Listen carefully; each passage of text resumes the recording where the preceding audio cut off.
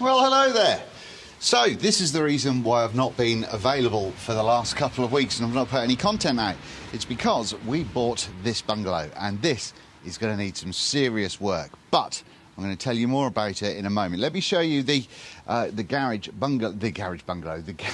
workshop that I'm going to be making, which hopefully might help other people with small workshops. Let me show you.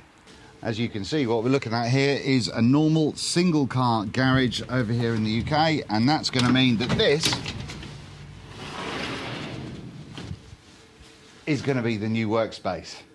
And this is how it looks. So at the minute, it needs a damn good clean out, as pretty much everything in the bungalow has, but it's going to need a lot of work. There was a gentleman that passed away a number of years ago who did use this. So funnily enough, there were a couple of, not funny, but that's, anyway, there were a couple of leftover tools, which is nice. However, nothing of any real sort of major significance. That's the only light that we've got in the workshop at the moment, so that's going to be interesting. But this is, I think it's about 5 metres, maybe just over 5 metres long by, I don't know, whatever that is. Maybe 2.9 metres wide, something like that. And yeah, this has got to house everything that I have in the current workshop. But while essentially we are a detached bungalow, this side of the garage wall, which isn't, the garage isn't attached to the house, but this side of the garage wall is actually kind of connected to the next door neighbours by the way of their utility room. These are 1960s bungalows, and so the utility room that we've got the same. It used to be an old coal bunker, an outside toilet. But yeah, so the lady next door is using hers, obviously, and so on this wall I'm going to have to figure out soundproofing and all that sort of good stuff. I've also got to put a new floor down on top of this because A, it's not straight, and B, trying to stand on concrete all the time is going to be an absolute nightmare for my spine. So yeah, it's taking a lot of work. Got a couple of saws there that are just hanging around. Wait, and another saw there. Look at that, look. Got some storage here. Unfortunately, I won't be using any of this storage because I won't have space for it. Got a little sort of bench there, or a little potting bench, whatever it is.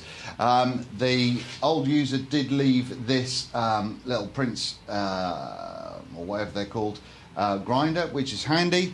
And on the top of that, which you may not be able to see, that's a weed burner, which is excellent. But yeah, there's even a boat. Look at that, look. I am now a boat owner. What? Obviously, I've got to sort out all of the lighting and everything else. I'll be putting all the LED lights that I have in my current place in here, I imagine, as well as doing some more. But we do have some leaking issues because the roof on this and in our utility room and actually on the bungalow are in a pretty horrific shape.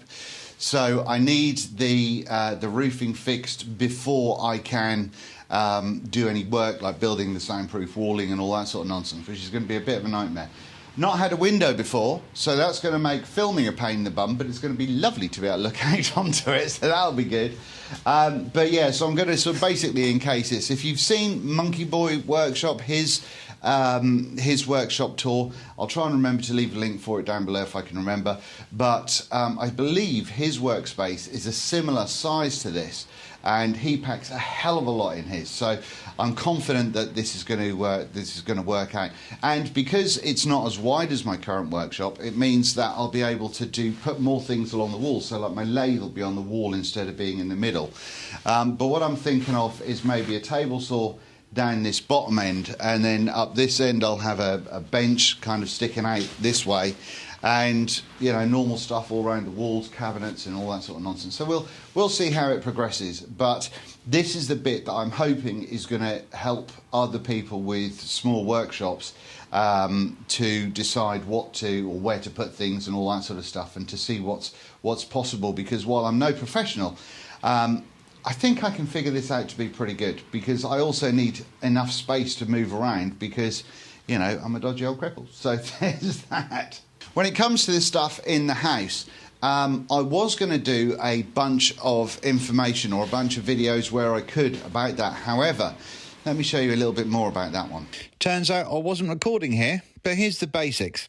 I'm recording this on the phone, so that's going to be why it sounds a bit different.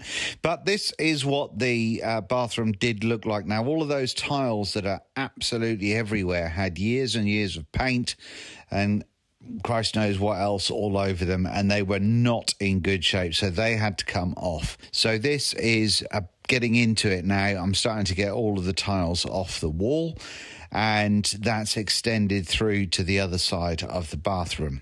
Here you'll see I managed to rip out that gorgeous burgundy bath, and that was some kind of design decision, that was. Anyway, that's all out, and that's exposed these breeze blocks, which I need to plaster, which we'll get to in a second.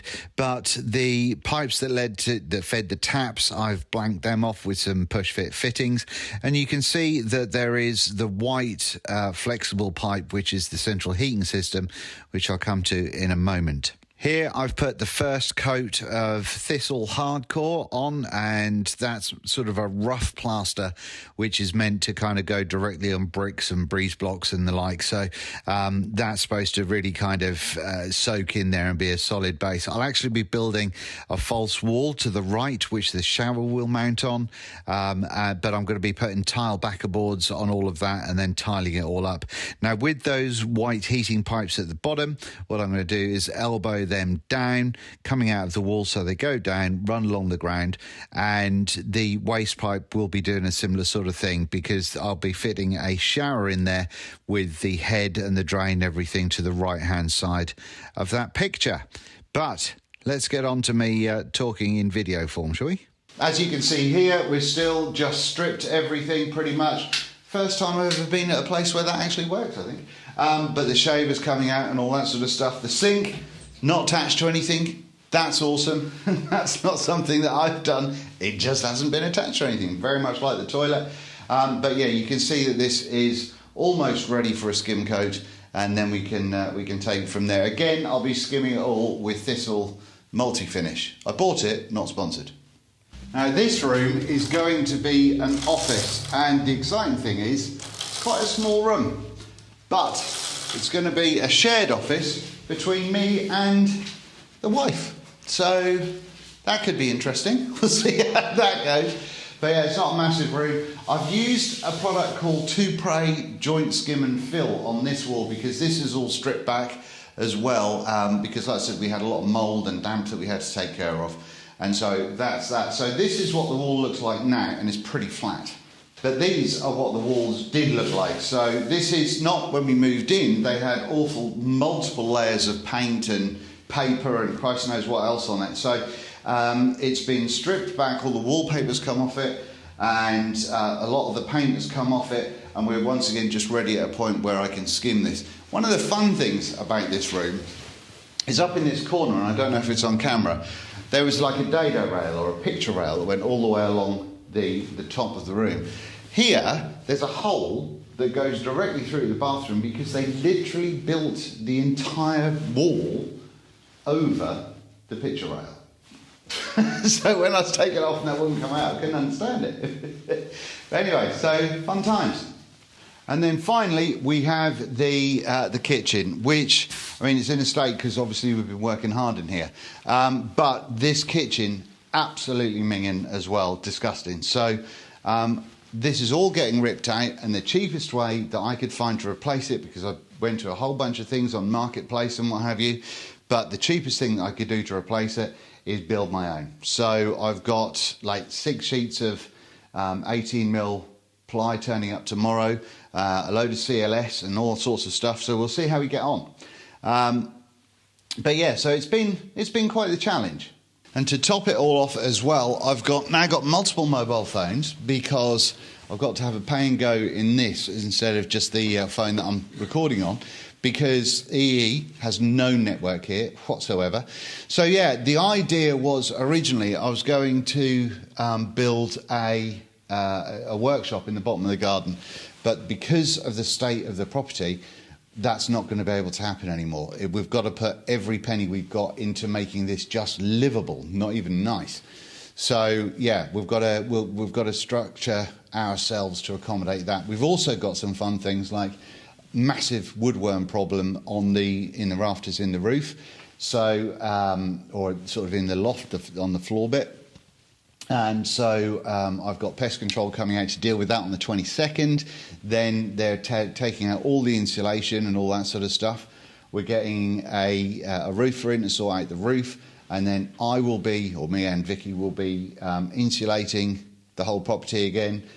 Because we just have to do as much as we can ourselves to reduce costs. Because at the minute, I don't know if we're going to be able to do things. So, yeah, at the moment we've obviously got the rent on the old place and the mortgage on this place, so that's really unaffordable for any period of time. So we've got to get to this sooner rather than later. But hopefully I will be able to show you some bits and bobs as we go along. The garage and workshop, for sure, I will show you everything that I can do in there. Like I say, that's going to be a really interesting project because this is, at the end of the day, a woodwork channel and not a home renovation channel.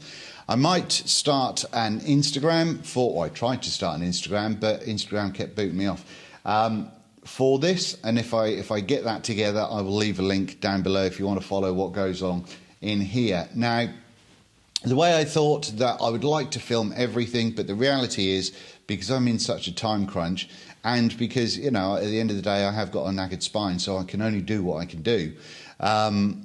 It's something where the extra pressure of filming and time taken filming means that that's just not plausible or possible for everything. So where I can, I will kind of bring everything together and do a voiceover and all that sort of nonsense.